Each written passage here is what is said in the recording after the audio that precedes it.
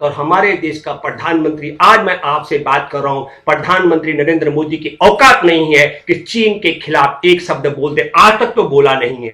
2 गज की दूरी और मास्क जरूरी, तो मूर्ख, इसके लिए देश बर्बाद करने की क्या जरूरत थी। काश हमारे देश की जनता उठ खड़ी हो। ये झूठ बोलने की मशीन, इस आदमी ने, वही देश के गद्दार है जिन्होंने जवानों की शहादत के बाद बोला हमारे देश में कोई नहीं घुसा। भारत माता की जय बोलता है, मां के हिस्से पर कब्जा कर लिया चीन ने, मुंह नहीं खोलता, कहता किसी का कब्जा नहीं है। 17 राज्यों पर तुम्हारा राज है। मोहन भागवत, तुम अपने बाप की औलाद हो तो बदनाम मत करो। आमिर खान पर जो मुकदमा बनता है वो मुकदमा दर्ज कराओ, अफवाहें मत फैलाओ, ये झूठ मत फैलाओ। सुप्रीम कोर्ट में बैठे जिन गद्दारों ने राफेल के मामले, गद्दार बोला, गद्दारों ने राफेल के मामले में सरकार का साथ देकर के देश में हिंदुस्तान एरोनॉटिक्स लिमिटेड की उन्नति को रोका। मैं उन एजेंसियों से आग्रह करता हूं, अगर तुम ईमानदार हो, तुम तोता नहीं हो, तो जरा राफेल घोटाले की और जस्टिस लोया की भी जांच करके देख लो भैया। दूध का दूध और पानी का पानी हो जाएगा, क्योंकि तब तड़ी पार पर आंच आने वाली है। देशभक्त मुकेश अंबानी खरीद रहा है। हम अगर चीन से कोई लड़ी खरीदें तो हम देशद्रोही। आमिर खान की कोई फिल्म देख ले तो आमिर खान देशद्रोही। आमिर खान को कोई चीन में अगर उसको फैन है तो वो देशद्रोही। और जो धंधा कर रहा है, टिकटॉक खरीद रहा है, वो देशभक्त। तो मैं आपसे जानना चाहता हूं, इसके अलावा अदानी कंपनी जो धंधा कर रही है चीन के साथ, देखो चीन की सरकार के साथ अदानी कंपनी का तालमेल, अदानी कंपनी को भारत बेचने का नरेंद्र मोदी की संघ परिवार की सरकार का खेल। अदानी की कंपनी का चीनी के साथ तालमेल को एडवोकेट सुप्रिया पंडित हैं जम्मू कश्मीर की, उन्होंने सुप्रीम कोर्ट में चुनौती दे रखी है इस बात को लेकर के। अब आप समझ लीजिएगा, समझना पड़ेगा आपको। डॉक्टर कफील खान को फर्जी मुकदमे में फंसाने वाले, सिटीजन अमेंडमेंट एक्ट एनआरसी के खिलाफ चल रहे आंदोलन को कुचलने के लिए दंगा कराने वाले, आमिर खान की राष्ट्रीयता पर सवाल खड़े कराने वाले, और जो कोरोना चला था चीन से उसको भारत में मजहबी जामा पहनाने वाले, और बीएसएनएल एमटीएनएल के 88,000 कर्मचारियों को देशद्रोही बताने वाले। इनका एक है पूर्व केंद्रीय मंत्री अनंत कुमार हेगड़े। मैं बीएसएनएल एमटीएनएल के तमाम 88,000 कर्मचारियों से आग्रह करता हूं, आप सब लोग मिलकर इस देश के गद्दारों के खिलाफ मुकदमा दर्ज कराएं मानहानि का। मैं आपके साथ हूं। 88,000 कर्मचारियों के परिवार के लोग कितना दुख और शर्मसार महसूस कर रहे होंगे, क्योंकि उन्हें देश का गद्दार बताया गया है। और किसको? पहले जेएनयू के छात्रों को, जिन पत्रकारों ने इनके पक्ष में नहीं बोला और सरकार के पक्ष में बोला, खिलाफ बोला है, सरकार से सवाल किए, उनको, उन पत्रकारों को भी देशद्रोही बताया गया।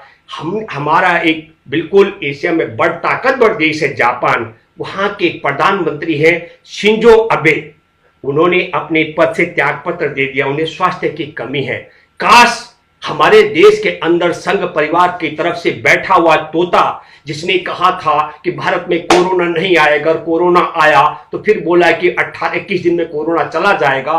कोरोना की आड़ में जिस इंसान ने आज हमारे देश को, हमारे देशवासियों को, हमारे देश के उद्योगों को, हमारे देश के व्यापारियों को, हमारे देश के किसानों को, हमारे देश के रेहड़ी पटरी साप्ताहिक बाजार वालों को, हमारे देश के रेलवे जो स्टेशनों पर करीब करीब हिसाब लगाया मैंने आपको 9,000 रेलवे स्टेशनों पर, मैं एक उदाहरण इसलिए दे रहा हूं एक का, ताकि आपको समझ आ जाए भारत में क्या तबाही मच रही होगी। 13,000 से ज्यादा रेल रोजाना सफर करती है, और हमारे देश के 9,000 रेलवे स्टेशनों में 2,500 बड़े रेलवे स्टेशन जहां 80-80 स्टॉल हैं, और वहां पर एक एक स्टॉल में रेलवे के रिकॉर्ड के मुताबिक 6-6 लोग काम करते हैं, और छोटे जो स्टेशन है करीब 6500, वहां 10-10 लोग। 15,90,000 जो स्टॉल चलाने वाले परिवार जो रेलवे स्टेशनों पर कारोबार करके पलते थे, उनके बच्चे भूखे मरने लग गए। जो उनको सामान सप्लाई करते थे, जो उनको पानी से लेकर तमाम चीजें जो आप रेलवे स्टेशनों पर देखते होंगे, उन सामान के आपूर्ति करने वाले भूखे मरने लग गए। जो उसका उत्पादन करते थे वो उद्योग व्यापार चौपट होने लग गए हैं। जो रिक्शा वाले, जो तिपैया वाले, जो टैक्सी वाले, जो तांगा वाले, तो 2,30,00,000 लोगों को स्टेशनों तक पहुंचाने, स्टेशनों तक घर लाने का काम करते थे, वो भूखमरी की कगार पर पहुंच चुके हैं। तो अब आपको समझना चाहिए। और हमारे देश में जो कहता ना कि एक देश एक टैक्स, 3 साल हो गए। अभी दिल्ली के उप मुख्यमंत्री मनीष सिसोदिया ने भी कहा कि भाई, और मैं कहता हूं, मैं सभी राज्य सरकारों से आग्रह करता हूं, पर सुप्रीम कोर्ट पर भी क्या यकीन करेंगे। सुप्रीम कोर्ट की दशा भी बहुत विचित्र है। सुप्रीम कोर्ट कभी क्या कहता है, सुप्रीम कोर्ट भी वही जो कहता है जो सरकार कहती है। अब देखिए, सुप्रीम कोर्ट में मैं आप सब लोगों से कहना चाहता हूं, इस मूर्ख आदमी ने, इस पढ़े लिखे अनपढ़ आदमी ने, इस जाहिल आदमी ने क्या कहा, हमारे देश के लॉकडाउन के बाद क्या खोज निकली, 2 गज की दूरी और मास्क जरूरी। तो मूर्ख, इसके लिए देश बर्बाद करने की क्या जरूरत थी। मैं आपके माध्यम से एक बात बताना चाहता हूं, 15 लाख करोड़ रुपए के नीचे आ चुके हैं छोटे उद्योग। और जो 15 लाख करोड़ रुपए से मतलब उससे बाहर आने की स्थिति कैसे होगी। हमारे देश की रेडी पटरी खोमचा से लेकर, जो मैंने कहा रेलवे स्टेशनों पर जो स्टॉल है उनसे लेकर के, और आप सब लोगों से मैं गुजारिश करता हूं, आज हमारे देश की अर्थव्यवस्था को, मैंने तो 20 साल का आंकलन लगाया था, लेकिन हमारे देश के जो बड़े अर्थशास्त्री हैं उन्होंने आंकलन लगाया 70 साल से भी गर्त में हमारा देश पहुंच चुका है। और एक महत्वपूर्ण बात, भारत की सरकार ने खुद माना है कि 10 करोड़ नौकरी पेशा लोगों की नौकरी जा चुकी है। जो मैंने 15,90,000 रेलवे स्टेशन पर जो दुकानें आप देखते होंगे, उनमें जो परिवार पलते थे वो भूखमरी की कगार पर पहुंच चुके। रेल का जिक्र मैंने इसलिए किया कि पूरी दुनिया के अंदर सबसे बड़ा सरकारी संस्थान है भारतीय रेलवे। और अब स्थिति यह समझ लीजिएगा कि हमारा देश कंगाल हो गया, देशवासी कंगाल, देश का व्यापार उद्योग, देश के होटल इंडस्ट्री की हम बात करेंगे, चौपट हो गया है। लेकिन जिला मुख्यालय में भाजपा के मकान बन रहे, बड़ी बड़ी हवेलियां, बहुत बड़ी बड़ी कोठियां बन रही हैं, जिला मुख्यालय बन रहे हैं इनके प्रत्येक जिले में। और आपने देखा होगा वर्चुअल रैली के लिए भी इनके पास एलईडी की बड़ी कतार है। काश जापान के प्रधानमंत्री शिंजो आबे ने तो शारीरिक अस्वस्थता के कारण त्यागपत्र दिया। काश हमारे देश की जनता उठ खड़ी हो। ये झूठ बोलने की मशीन, इस आदमी ने 2-2 करोड़ नौकरी देने की बात झूठी निकली, 15-15 लाख देने की बात झूठी निकली, 21 दिन में कोरोना हराने की बात झूठी निकली। गलवान घाटी पर चीन का कब्जा नहीं है 5 जगह, तो सीडीएस भी बोल गया। सीडीएस के बोलने के बाद तो कोई गुंजाइश नहीं रहती है, सीडीएस भी बोल के कि झूठा है। गलवान घाटी के विषय में झूठ बोला। हमारे देश में 5 ट्रिलियन का ये धन इकट्ठा करने वाला है, उसको लेकर के झूठ बोला। हमारे देश में मैं लाल आंख दिखाऊंगा चीन को, ये झूठ बोला। बेटियों की सुरक्षा को लेकर के झूठ बोला। मैं सबका साथ और सबका विकास की बात झूठ बोला। देश में विकास सिर्फ अदानी और अंबानी का हो रहा है। इसलिए मैं आप सब लोगों से गुजारिश और आग्रह करता हूं, आपसे मेरा अनुरोध है, फिर एक बार कह रहा हूं कि इस देश में, हमारे देश के संविधान की आत्मा, धर्मनिरपेक्षता की हत्या करके सिटीजन अमेंडमेंट एक्ट बनाने वाले, देश के नागरिकों की नागरिकता छीनने की एनआरसी लाने वाले, हमारे देश के डॉक्टर कफील खान को फर्जी मुकदमे में फंसाने वाले, आमिर खान की देश के प्रति निष्ठा पर सवाल उठाने वाले, तबलीगी जमात को तबलीगी जमात पर फर्जी मुकदमा बना करके कोरोना की जात मजहबी बताने वाले वही देश के गद्दार है जिन्होंने जवानों की शहादत के बाद बोला हमारे देश में कोई नहीं घुसा, हमारी जमीन पर किसी का कब्जा नहीं, किसी का पोस्ट नहीं है।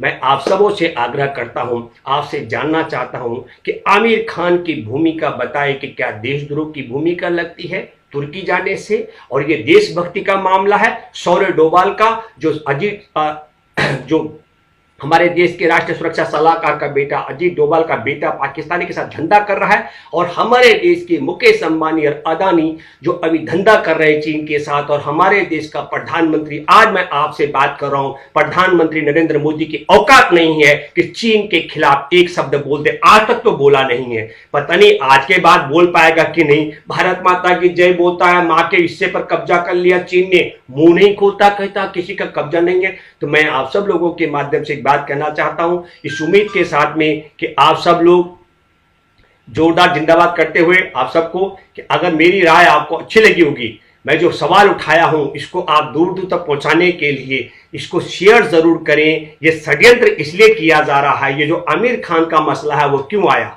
और फिर मैं एक बात कहना चाहता हूं, हमारे देश में आमिर खान की राष्ट्रीयता पर, निष्ठा पर सवाल खड़े करने वाला संघ परिवार की, हमारे देश की पूरे केंद्र की सरकार, संघ परिवार की केंद्र में सरकार है, संघ परिवार की 12 राज्यों में सरकार है, और संघ परिवार की देश के 5 राज्यों में गठबंधन में सरकार है। तो हम ये कहना चाह रहे हैं, देश से लेकर के 17 राज्यों पर तुम्हारा राज है। मोहन भागवत, तुम अपने बाप की औलाद हो तो बदनाम मत करो आमिर खान को। आमिर खान पर जो मुकदमा बनता है वो मुकदमा दर्ज कराओ, अफवाहें मत फैलाओ, ये झूठ मत फैलाओ। ये झूठ इसलिए फैला रहे हैं क्योंकि बिहार में अगर ये सेना बोलेंगे तो बिहार के लोगों ने कह दिया कि जवानों को मरवाने वाले और जवानों को मरवा करके 3 गुना महंगी कीमत पर राफेल मंगाने वाले। और हमारे देश में कहा जा रहा है 3 बातें। अभी सीडीएस का मैं देख रहा, सीडीएस कह रहा है कोरोना के खिलाफ हम बढ़िया लड़ रहे हैं। अरे तुम्हारा कोरोना से मतलब, तुम देश के तीनों सेना के प्रमुख हो, तुम सीधा जवाब देते, देश को बताते हम। अब एक नई बीमारी शुरू हो गई है। अब राजनाथ सिंह और सीडीएस और नरेंद्र मोदी कह रहे हैं हम स्वदेशी हथियारों से जीतेंगे। मतलब अब आपको, हमको सबको पहले बोला गया कि राफेल आने दो, राफेल से हम चीन को भगा देंगे। राफेल 3 गुना महंगी कीमत पर लाया गया। मैं आपके सामने दावे से कहता हूं, सुप्रीम कोर्ट ने बहुत बड़ी बेईमानी के 2 मामलों को लेकर के, 126 राफेल का सौदा था, मात्र 36 राफेल का सौदा क्यों हो गया। हमारे देश में हिंदुस्तान इलेक्ट्रॉनिक्स लिमिटेड, जिसमें 1700 इंजीनियर और 3200 कर्मचारी, 4000 ज्यादा जहाज बना चुका हिंदुस्तान एचएएल को राफेल बनाने की तकनीक और ठेका भी मिलना था। हमारे देश में एचएएल की तरक्की को रोकने के लिए जहाज बनाने वाली विदेशी कंपनियों से संघ परिवार ने सुपारी ली, और सुपारी लेकर के किसी तरीके से भी एचएएल को बाहर किया। और जो चीन का कर्जदार है, दुनिया का कर्जदार है, दिवालिया हो चुका अनिल अंबानी को उसका पार्टनर बना दिया, और सबको बताया कि उनका ऑफसेट पार्टनर बनाया। और क्या कहा, एचएएल का पैसा नहीं है। तो मैं आपको बताना चाहता हूं, सुप्रीम कोर्ट में बैठे जिन गद्दारों ने राफेल के मामले, गद्दार बोला, गद्दारों ने राफेल के मामले में सरकार का साथ देकर के देश में हिंदुस्तान एरोनॉटिक्स लिमिटेड की उन्नति को रोका। एक दूसरा मैं कहना चाहता हूं बहुत साफ साफ, जस्टिस लोया की हत्या का मामला, उस जांच को आगे नहीं बढ़ने दिया, और सुशांत ने राजपूत ने आत्महत्या की। आत्महत्या के बाद दाह संस्कार के दौरान उसके बहनोई, इसके बहन, उसके जीत पिता, सब लोगों ने बयान दिया आत्महत्या। और अब क्या करें, बुरी बात है, दुख है, अफसोस है कि सुशांत ने, अकेले सुशांत कुमार सिंह ने आत्महत्या नहीं की, हमारे देश के लाखों लाख किसानों ने आत्महत्या की है। लेकिन इसमें देखिए आपने तमाम एजेंसियां लगी हुई हैं, तो मैं उन एजेंसियों से आग्रह करता हूं, अगर तुम ईमानदार हो, तुम तोता नहीं हो, तो जरा राफेल घोटाले की और जस्टिस लोया की भी जांच करके देख लो भैया। दूध का दूध और पानी का पानी हो जाएगा, क्योंकि तब तड़ी पार पर आंच आने वाली है। और आखिरी बात मैं करके खत्म करना चाहता हूं, आप सब लोगों ने देखा होगा, पहले तबलीगी जमात के पीछे सीबीआई पुलिस लगाई गई कोरोना फैलाने के नाम पर। मैं उस पुलिस कर्मियों और उन सीबीआई कर्मियों से भी आग्रह करता हूं कि भारत के नरेंद्र मोदी की सरकार में बहुत बड़ा मंत्रिमंडल में शामिल जो मंत्री कोरोना फैला रहे हैं, उन सबको गिरफ्तार करो, उन पर मुकदमे दो। हमारे देश के अंदर हरियाणा का मुख्यमंत्री खट्टर से लेकर के येदियुरप्पा तक, और शिवराज सिंह चौहान से लेकर के, और आपको बताना हो उत्तर प्रदेश में योगी सरकार में दुख की बात है कि 2 मंत्रियों की जान चली गई, दर्जन भर से ज्यादा कोरोना फैला रहे हैं। और बिहार में एक बड़ी फौज निकली है भाजपा की, तो भाजपा ही कोरोना फैलाए। तो इसे, और दुख और अफसोस की बात है कि हमारे देश को बर्बाद करने के बाद वित्त मंत्री कह रही हैं ये सब भगवान की देन है। ये भगवान की देन नहीं है। 30 जनवरी को हमारे देश के अंदर कोरोना आ गया था, 52 दिन तक सरकार मध्य प्रदेश की सरकार को गिराने में लगी रही, भारत को बचाने में नहीं लगी। मैंने 3 बातें कही थी, आप सुन सकते हैं वॉइस ऑफ इंडियन पीपल्स के पेज पर जाकर के। मैंने दावा किया था कि लॉकडाउन से कोरोना नहीं रुकेगा। दूसरी बात मैंने कहा था कि देश में कोरोना से कमर भूख से ज्यादा लोग मरेंगे।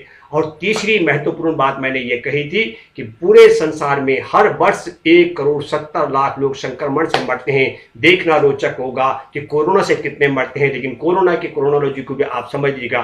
कोरोना देश के लिए बर्बादी का है, लेकिन संघ परिवार के लिए दुआएं और आबादी लेकर आया। धन्यवाद। जय हिंद, जय भारत। आप सबसे आग्रह है कि दूर तक हमारी बात